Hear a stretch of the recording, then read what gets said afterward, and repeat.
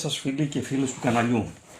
Μόλις κατέφτασε ο καινούριος παλμογράφος της FNRC, ο DPOS 350P.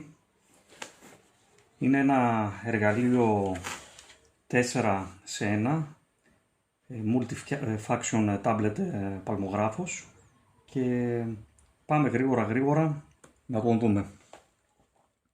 Προς έκπληξή μου, παρόλο που έκανε 3 μήνες για να έρθει λόγω της μεγάλης ζήτησης και της ελάχιστης παραγωγής, δεν προλαβαίναν για να το στείλουν. Υπάρχει περίπτωση να είμαι και από τους πρώτους που το παρουσιάζω, αν όχι από τους πρώτους. Σίγουρα είμαι αρκετά μπροστά. Προς μεγάλη μου έκπληξη, υπήρχε και αυτή η θήκη που δεν περιλαμβανόταν μέσα στην αγορά. Οπότε σας ευχαριστώ πολύ για αυτό το κατσετάκι, είναι πολύ βολικό. Πάντα οι θήκες μου αρέσουν και μπορείς να μεταφέρεις με ευκολία το εργαλείο. Και πάμε να δούμε τα περιεχόμενα. Οι κλασικές οδηγίες, οι οποίες, όπως έχουμε πει και άλλη φορά, της FNRC δεν έχουν και την τέλεια ανάλυση. Θα προτιμούσα δηλαδή ίσως κάποιο PDF το οποίο να ήταν πιο αναλυτικό, παρόλο να χρησιμοποιούσαν το χαρτί, όπως κάνουν και οι υπόλοιπες εταιρείες. Το επόμενο και ξεχωριστό είναι ότι αυτός ο παλμογράφος τους είναι πιο ακριβώς από όλα τα εργαλεία τους, οπότε βάλαν μέσα και ένα ανάλογο τροφοδοτικό για τη φόρτιση. Όλα τα εργαλεία τους συνήθως είναι με μπαταρίες μέσα επαναφορτιζόμενες λιθίου, και αυτό είναι βολικό για να μπορείς να τα παίρνεις και να τα δουλεύεις και εκτός εργαστηρίου. Το επόμενο που περιέχουν είναι δύο ακροδέκτες probe, οι οποίοι είναι στα... είναι στα 350 MHz ο καθένας, επειδή είναι δικάναλος ο παλμογράφος. Και ένας ακροδέκτης, εντάξει, δεν είναι και η τέλεια ποιότητα εδώ, αυτό το καλώδιο, ο οποίος είναι για τη γεννήτρια που είχε πάνω. Ο παλμογράφος έχει ενσωματωμένη γεννήτρια. Εδώ είναι τα δαχτυλίδια και ο αντάπτορας και ένα κατσαβιδάκι για να μπορέσουν να ρυθμίσουν τα πρόμο. Εκτός από αυτά, έχουμε φυσικά και τον παλμογράφο, ο οποίος είναι αρκετά στιβαρός και αρκετά βαρύς, με πολύ ωραίο design όπως βλέπετε, και θα τον δούμε τώρα αναλυτικά. Η κατασκευή, όπως σας είπα, είναι αρκετά εντυπωσιακή. Έχει ένα φινίρισμα αλουμινίου από αυτή την πλευρά και κάποια LED εδώ που αλλάζουν χρώματα, το USB της φόρτισης. Από την πάνω πλευρά βρίσκεται το probe της γεννήτριας και τα δύο άλλα probe για το κανάλι 1 και το κανάλι 2. Ο κατασκευαστής μας λέει ότι είναι 350 MHz ο παλμογράφος, 1 gigasamples ανά δευτερόλεπτο. Αυτό βέβαια πρέπει να το δούμε και να το τεστάρουμε. Το μοντέλο, όπως σας είπα, είναι το DPOS 350P. Και από αυτή την πλευρά υπάρχουν κάποια LED και ένα ωραίο design. Στο πίσω μέρος υπάρχει ένας ανεμιστήρας, ο οποίος ψύχει μέσα το εσωτερικό της πλακέτας, που δοκίμασα, βγάζει αρκετό θόρυβο, θα τον ακούσετε κι εσείς. Δεν μου άρεσε και τόσο, θα μιλήσουμε γι' αυτόν. Και μια βάση αρκετά ανθεκτική για να μπορεί να στηριχτεί στη βαρύ και να τον δουλέψουμε στο πάγου μας. Ξεκινάει πάρα πολύ γρήγορα πιέζοντας το κουμπί. Ήδη έχει μπει μέσα στο μενού και πάμε να το συνδέσουμε να δούμε μερικά από τα χαρακτηριστικά του. Βρίσκομαι σχετικά σε δωμάτιο με ησυχία και έχω βάλει το δεσιμπελόμετρό μου για να δούμε σε πόσα δεσιμπέλ είναι ο ανεμιστήρας, όπως σας είπα, γιατί είναι αρκετά θορυβώδες και από ό,τι κατάλαβα δεν ρυθμίζει τις στροφές, τις έχουν βάλει σταθερά.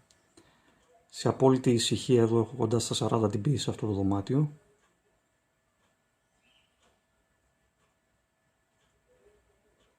...39 όπως είδατε, και περίπου στην ίδια απόσταση τώρα θα ανοίξω, εφόσον ηρεμήσει πρώτα το δεσιμπελόμετρο, και θα δείτε το θόρυβο του παλμογράφου.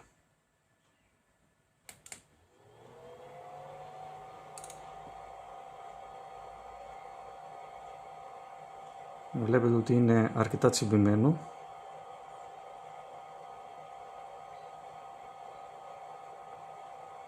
Στα 53 dB. Αυτό θα έλεγα ότι είναι ένα από τα μειονεκτήματά του. Όταν βέβαια βρίσκεστε σε δωμάτιο με φασαρία, αυτό δεν θα το ακούτε καθόλου, γιατί η θόρυβη θα είναι πολύ μεγάλη. Σε απόλυτη ησυχία όμως θεωρώ ότι είναι ενοχλητικό και θα έπρεπε ίσως να μπει κάποιο πιο αθόρυβο κουλεράκι ή να κάνουμε κάτι άλλο. Διακρίνεται εδώ τα LED σε αυτό το σημείο. Ο ανεμιστήρας που σας περιέγραψα, ο οποίος ψυχεί, και από εδώ έχει LED. Τα πλεονεκτήματά του είναι ότι ένα από τα πλεονεκτήματά του έχει πολύ καλή αφή. Η αφή του είναι πολύ ευαίσθητη και πολύ καλή. Δεν δουλεύει με πένα όπως βλέπετε, αλλά με το δάχτυλο, οπότε πιθανολογώ ότι είναι χωρητική. Ένα άλλο πλεονέκτημα είναι το μενού, το οποίο είναι πολύ εύκολο και ευδιάκριτο, και πάμε λίγο να δούμε κάποια πράγματα. Θα συνδέσω λίγο τη γεννήτρια πάνω με το πρόβο του παλμογράφου.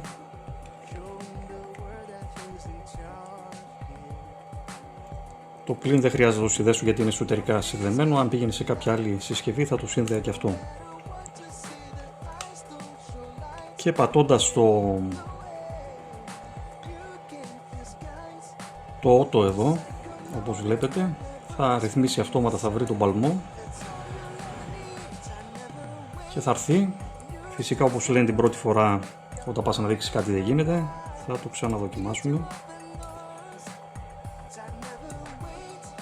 Ωραία. Δεν το κάνει, θα έπρεπε εδώ να μας μεγαλώσει λίγο το παλμό. Ο παλμός είναι στο 1 kHz, αλλά θα πάω εγώ χειροκίνητα τώρα, πατώντας από εδώ, βλέπετε. Ναι, και ο λόγος που δεν το έκανε είναι ότι είχα ρυθμισμένο το trigger μενού, όπως βλέπετε εδώ, εκτός του παλμού. Κάτι άλλο που παρατήρησα, θα δείτε, είναι ότι προσπαθώντας με το δάχτυλο να ανεβάσουμε το trigger, ανεβαίνει όλη η εικόνα. Αυτό δεν μου άρεσε, γιατί πατιόντουσαν και εδώ δίπλα, το θεωρώ αρνητικό και αυτό, πατιόντουσαν εδώ δίπλα και τα κουμπιά. Και έψαξα αρκετά για να δω τελικά πώς το trigger ρυθμίζεται, και εφόσον θεώρησα εδώ ότι υπάρχει το trigger μενού, πάτησα και μου έβγαλε αυτή την κενή μπάρα. Τελικά αυτή η μπάρα είναι για το trigger και βλέπετε φεύγουν τα εικονίδια, που αυτό εμένα μου μοιάζει ότι έγινε πρόσθετο μετά στο μενού ουσιαστικά του προγραμματισμού και ότι δεν το είχαν συμπεριλάβει από την αρχή και βρήκαν έναν τρόπο για να μπορέσουν να ρυθμίζουν το trigger. Αυτή την εντύπωση μου δίνει. Παρ' όλα αυτά είναι λειτουργικό και το trigger λειτουργεί κανονικά. Βγαίνοντας τώρα, ας ξαναπατήσουμε το auto για να δούμε τι θα κάνει εφόσον έχουμε βάλει το trigger στη μέση. Πάλι το πήγε κάτω και υπάρχει το 50% το οποίο μπορούμε να το πατήσουμε και να πάει το trigger να είναι πάντα στο 50% του παλμού. Κάτι το οποίο πάλι σήμερα δεν μου το κάνει και θα τα δούμε αυτά στην πορεία, να δούμε αν είναι όντως προβλήματα ή συμβαίνει κάτι άλλο. Βλέπετε τώρα είμαι χωρίς το trigger, οπότε ο παλμός μου κουνιέται, πατάω το 50% και δεν το αντιλαμβάνεται, δεν κάνει τίποτα αυτή τη στιγμή. Πηγαίνω εδώ, το βάζω χειροκίνητα και έχει πάει. Και πάμε τώρα να δούμε ένα-ένα τα εικονίδια του. Εδώ όπως διακρίνεται τώρα, επειδή έχει γυαλιστερή οθόνη, θα βλέπετε και εμένα λίγο στο background πίσω. Δεν μπορώ να κάνω κάτι άλλο, δυστυχώς. Εδώ σε αυτό το σημείο είναι το channel 1 και βλέπετε ότι είναι μπορούμε να διαλέξουμε το επί 1, επί 10, επί 100 στο prompt της ρυθμίσης, αν θα μετράει DC ή AC. Στο DC, όπως όλοι ξέρουμε, μετράμε και σήματα AC, ενώ στο AC μετράμε μόνο σήματα AC. Υπάρχει εδώ πέρα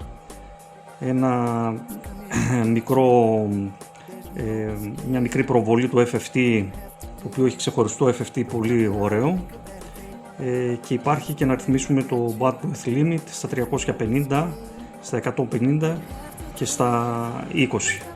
Εδώ θα γίνεται πιο στενός ο παλμός και εδώ θα παίρνουμε μεγαλύτερο εύρος, αναλόγως τι θέλουμε να μελετήσουμε. Οπότε αυτές είναι οι ρυθμίσεις για το channel 1, επίσης και για το channel 2, τα ίδια πράγματα. Αυτή τη στιγμή το έχω κλειστό. Φυσικά μπορούμε να ανοίξουμε το channel 2, είναι με την μπλε γραμμή, και να το κλείσουμε όποτε θέλουμε. Πάμε εδώ που είναι ο οριζόντιος άξονας και είναι τα milliseconds που βρίσκονται αυτή τη στιγμή, η περίοδος δηλαδή, και μπορούμε να την αλλάξουμε αν θέλουμε χειροκίνητα. Αλλά μπορούμε και από εδώ πολύ εύκολα, δηλαδή δεξιά πατώντας πολλά κλικ επάνω αλλάζει, αυξάνεται και μειώνεται, ή από εδώ μέσα απευθείας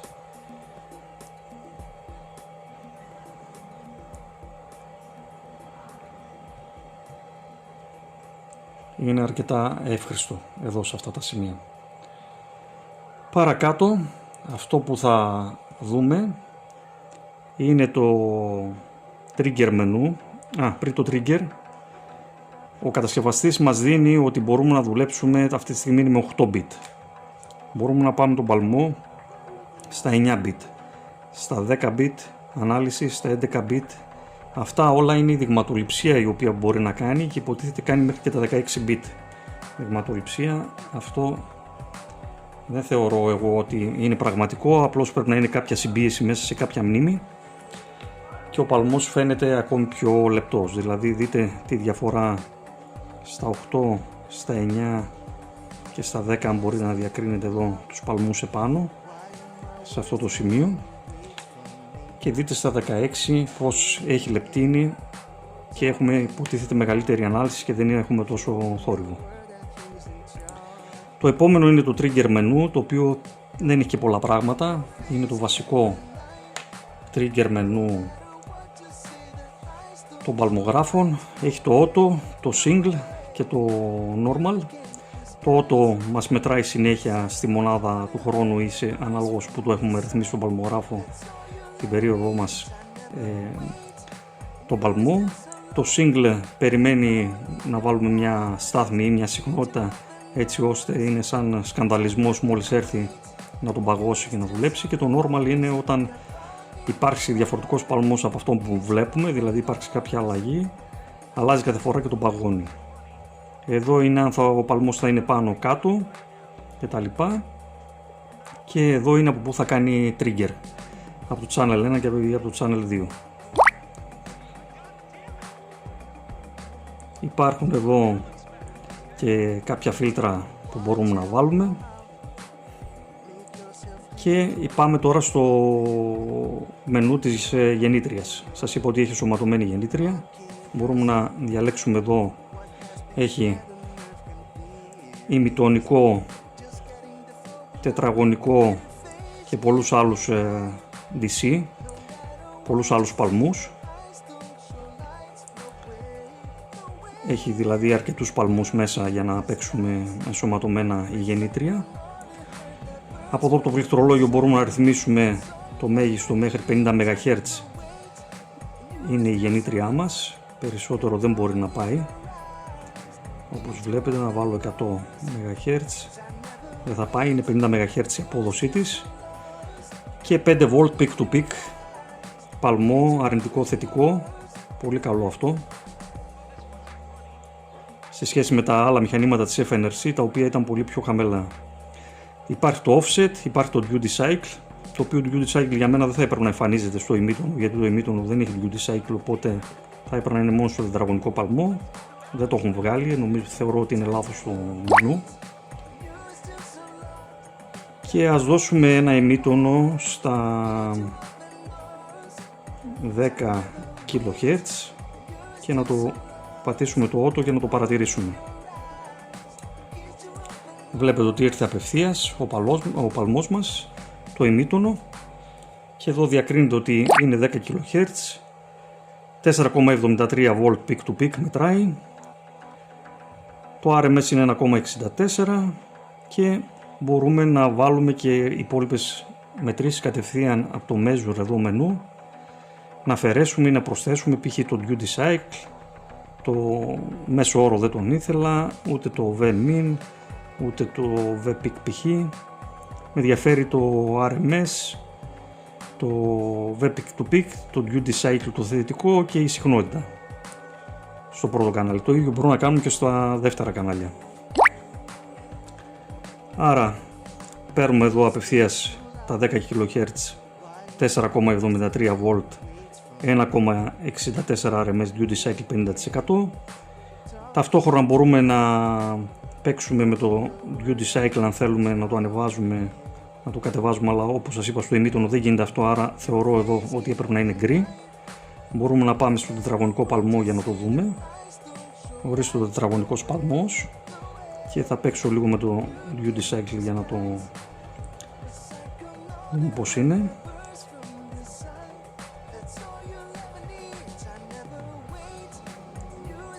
Και αυτό είναι ευέλικτο γιατί μπορείς ταυτόχρονα ενώ δουλεύεις με τον παλμό να αυξάνεις και να μειώνεις. Βλέπετε εδώ και στο εικονίδιο το κάνει, αλλά και στον ίδιο τον παλμό από πίσω που μετράει. Αν φύγει ο παλμός από το κέντρο, αυτό που μου άρεσε είναι υπάρχει ένα σύμβολο το οποίο το πατάς και στο φέρνει ξανά στο κέντρο, οπότε βλέπουμε τον θετικό παλμό προς τα πάνω και τον αρνητικό παλμό προς τα κάτω. Έχει απευθείας το κουμπάκι του zoom για να zoomάρουμε και να δούμε με μεγαλύτερη ανάλυση τους παλμούς. Μέσα στο system υπάρχουν τα configuration settings και πώς θέλουμε να ξεκινάει και να ρυθμίσουμε το παλμογράφο μας να αποθηκεύει σε κάποια ρύθμιση να έχει μείνει. Υπάρχει το system calibration, το οποίο δεν το έχω δοκιμάσει και καλυμπράρει το μηχάνημά μας σε περίπτωση που δεν μετράει σωστά, θα το δοκιμάσω. Το USB Connect, το οποίο USB Connect μπορούμε να πάρουμε τις φωτογραφίες ή να κάνουμε την νέα αναβάθμιση του παλμογράφου. 10 kHz.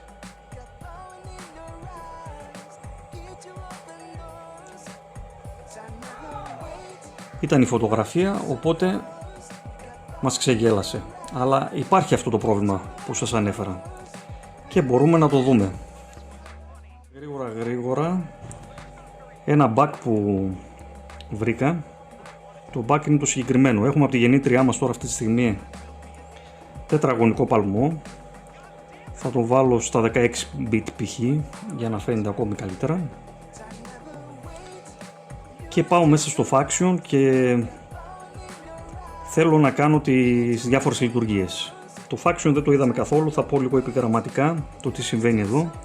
Μπορούμε να ρυθμίσουμε εδώ το focus, όπως βλέπετε, του παλμού μας για να φαίνεται πιο καθαρά. Υπάρχει το color, η θερμοκρασία χρώματος, η οποία είναι ένα εφέ και μας το κάνει όπως τους παλιούς παλμογράφους φωσφόρου, αρκετά ωραίο. Υπάρχει το μενού του Χ-Y, το οποίο είναι τα σχήματα λυσαζού για όσους ξέρουν, και μπορούμε εδώ να συνδέσουμε κάποιο component εξωτερικό tester και να παίρνουμε τα διάφορα σήματα λυσαζού ως προς τις διόδους και τις χαρακτηριστικές ή διάφορα άλλα εξαρτήματα, πυκνοτές κτλ. Ή ακόμη να βλέπουμε διαφορές φάσεις σημάτων. Έχει να κάνει με δύο σήματα τα οποία προστίθονται, αφαιρούνται, πολλαπλασιάζονται κτλ. Και τα βλέπουμε πλέον σε μια μορφή κύκλων και γεωμετρικών σχημάτων. Και κλείνω το σήμα λυσαζού από εδώ και πάμε στο...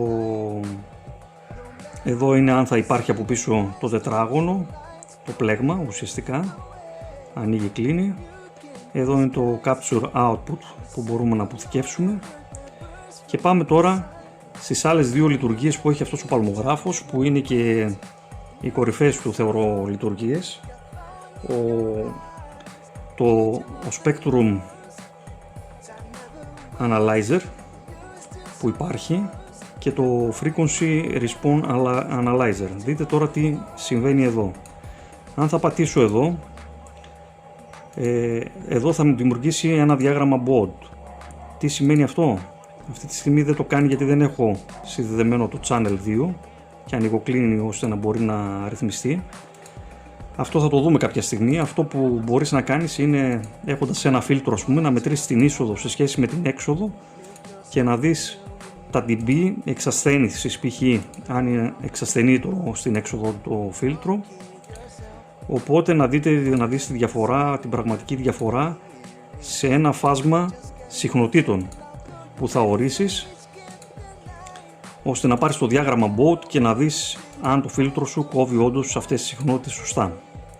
Και σε πολλά άλλα κυκλώματα όπως ενισχυτές, το τι ενίσχυση μπορεί να έχεις και διάφορα άλλα ηλεκτρονικά. Πολύ σημαντικό και αυτό, θα το δούμε αναλυτικά σε μια άλλη παρουσίαση.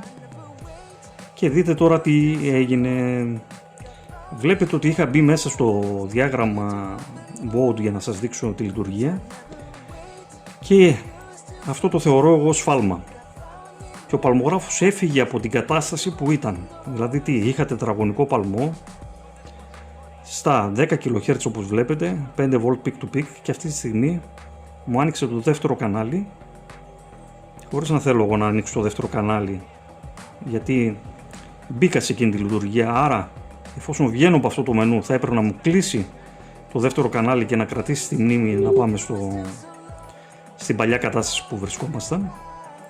Και είχα και τετραγωνικό παλμό και εδώ ο παλμός μου έγινε ημίτονο, ενώ εδώ όπως διακρίνεται λέει ότι είναι τετραγωνικός ο παλμός στα 10 kHz. Και αν μπω μέσα το βλέπετε ότι εδώ έπρεπε να είναι τετραγωνικός ο παλμός, αλλά ο παλμογράφος γύρισε ημιτονικό και μάλιστα όχι μόνο γύρισε ημιτονικό παλμό, άνοιξε και το δεύτερο κανάλι χωρίς να θέλω εγώ να ανοίξω το κανάλι. Αυτό θεωρώ ότι είναι bug και ότι θα πρέπει να το δει η ίδια η εταιρεία έτσι ώστε να το διορθώσουμε την επόμενη αναβάθμιση. Και ξαναβάζω τον τετραγωνικό παλμό τον οποίο είχα και φυσικά θα πρέπει να κλείσω και το κανάλι μου το οποίο δεν το ήθελα ανοιχτό. Ένα bug είναι αυτό.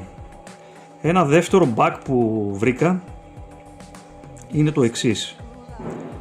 Πάλι στη λειτουργία του Faction και μπαίνοντας στο Spectrum Analyzer,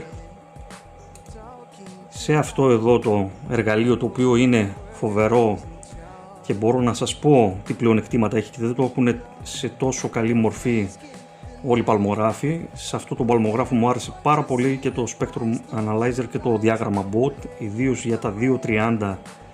Νομίζω ότι αυτά είναι πολύ μεγάλα πλεονεκτήματα σε σχέση με αυτά τα δύο bug που βρήκα, δηλαδή είναι το ελάχιστο αυτά τα προβλήματα. Και πατώντας το auto εδώ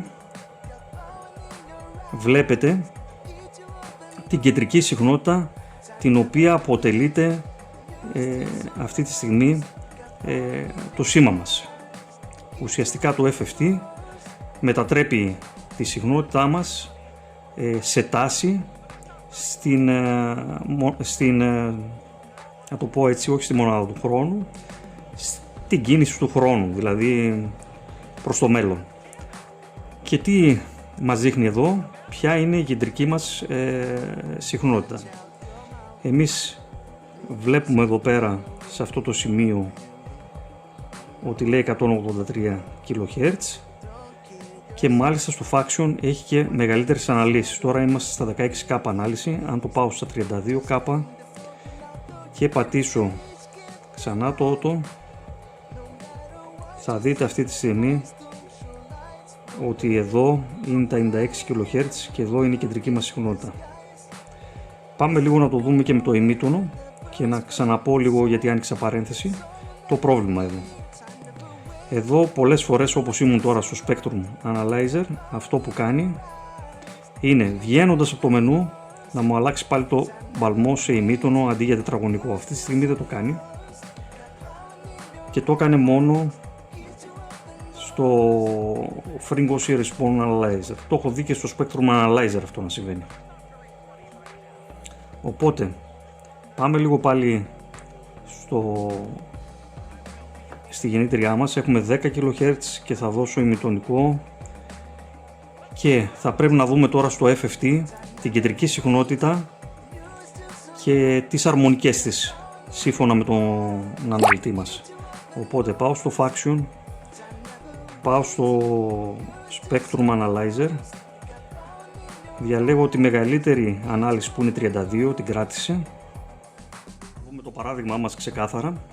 Έχω βάλει συχνότητα 10 MHz, έχω πατήσει το auto και όπως βλέπετε το ημίτονό μου στο FFT, που ουσιαστικά είναι ένας αλγόριθμος ο οποίος είναι μαθηματικός αλγόριθμος ο οποίος μας αναπαριστά εδώ τη συχνότητα και έχουμε πολλά πλεονεκτήματα, μπορούμε να δούμε αν υπάρχει κάποιος θόρυβος μέσα στην κεντρική μας συχνότητα ή τις αρμονικές και πολλά άλλα πράγματα που θα εξηγήσω. Είναι πολύ πλοκά για αυτή τη στιγμή για να μπορέσω να σας τα πω, απλώς να δούμε λίγο τη λειτουργία του. Εδώ βλέπετε την κεντρική συχνότητα της γεννήτριάς μου και από εδώ γύρω χορεύουν οι υπόλοιπες συχνότητες. Και θα πάω σε μεγαλύτερη ανάλυση για να δείτε ότι όντως είναι πολύ καλύτερα στα 32K. Πατάω ξανά το auto για να δείτε. Και αυτό που βλέπουμε εδώ σε αυτό το σημείο είναι η κεντρική συχνότητα και δίπλα οι υπόλοιπες συχνότητες, οι οποίες είναι ακέραια πολλαπλάσια, ουσιαστικά είναι αρμονικές συχνότητες σε μικρότερη στάθμη αυτού του σήματος, και μπορούμε να τα δούμε εδώ πέρα πως εξασθενούν σιγά σιγά και κατεβαίνουν και συμπεριφέρονται.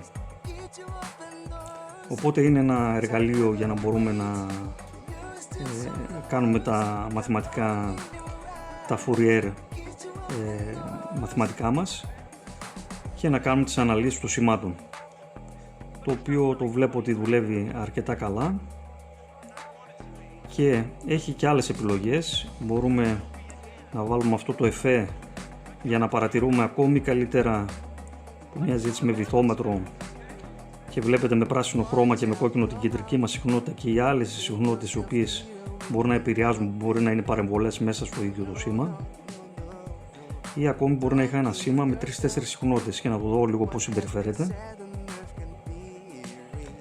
Και πάμε να δούμε και ακόμη ένα εφέ που έχει σε 3D display, σε βάθος ουσιαστικά δημιουργεί 3D βουναλάκια και βλέπουμε το σήμα μας σε μια 3D μορφή ουσιαστικά. Πολύ καλή η επικόνηση. Τώρα το μόνο που παραμένει να δω είναι αν λειτουργούν όλα αυτά σωστά σε σύγκριση με άλλους παλμογράφους. Αυτά ήταν όλο το μενού του ταμπάκ που βρήκα και όλα αυτά που είχα να σας πω έτσι γρήγορα. Θα δημιουργήσω και άλλα βίντεο τα οποία θα εξηγώ ότι είναι το FFT και τα διαγράμματα bot και θα δούμε παραδείγματα και θα το δουλέψουμε. Επίσης θα δημιουργήσω και ένα βίντεο για να συγκρίνουμε αυτόν τον παλμογράφο, ο οποίος είναι μικρής αξίας, σε σχέση με τον παλμογράφο της Rigol, το DH914, και το πόσο σωστά μετράει. Έχει αρκετά πλεονεκτήματα ως προς την κατασκευή του, τα οποία δεν τα ανέφερα στην πλακέτα μέσα. Θα κάνω ένα ξεχωριστό βίντεο και γι' αυτό, για να σας δείξω αναλυτικά με μικροσκόπιο μέσα την πλακέτα και να κάνουμε ένα μικρό reverse engineer, έτσι ώστε να δούμε από τι ολοκληρωμένα αποτελείται και τι κάνουν το καθένα εσωτερικά.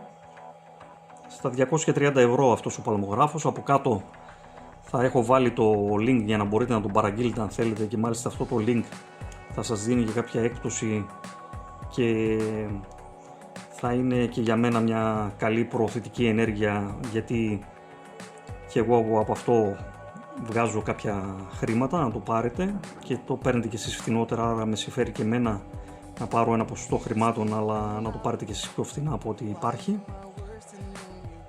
Και προς πρώτη εντύπωση νομίζω ότι αυτή τη φορά φτιάξανε ένα καλό εργαλείο και με μεγάλες δυνατότητες. Βέβαια υπάρχουν πάλι τα συγκεκριμένα λάθη τους, τα οποία είναι στα μενού, στο μπες βγες στο μενού, και πιστεύω ότι θα τα διορθώσουν. δεν παρατήρησα κάτι άλλο, εύκολο μενού. Η μπαταρία λίγο θεωρώ ότι αδειάζει αρκετά γρήγορα, ενώ λένε στις 4 ώρες. Και αυτό που δεν μου άρεσε είναι ότι ανεβοκατεβαίνει η στάθμη, που σημαίνει ότι δεν κάνει ολοκλήρωμα το ποσοστό. Λες και είναι real time, θα έπρεπε να παίρνουν σε μικρότερο χρόνο και να βλέπουν το τι γίνεται. Σε γενικές γραμμές θεωρώ ότι για τα λεφτά του είναι έτσι ένας όμορφος λειτουργικός παλμογράφος με πολύ μικρά προβλήματα και μεγάλες δυνατότητες, όπως είναι η φορητότητα και όλα αυτά που σας έδειξα. Σας ευχαριστώ πολύ που παρακολουθήσατε το βίντεο και μείνατε μαζί μου. Θα προχωρήσω, όπως σας είπα, και σε επόμενα βίντεο. Κάντε μια εγγραφή στο κανάλι μου, είναι σημαντικό για μένα αυτό, για να μπορώ να προχωρήσω. Προωθήστε και όπου αλλού θέλετε σε φίλους σας.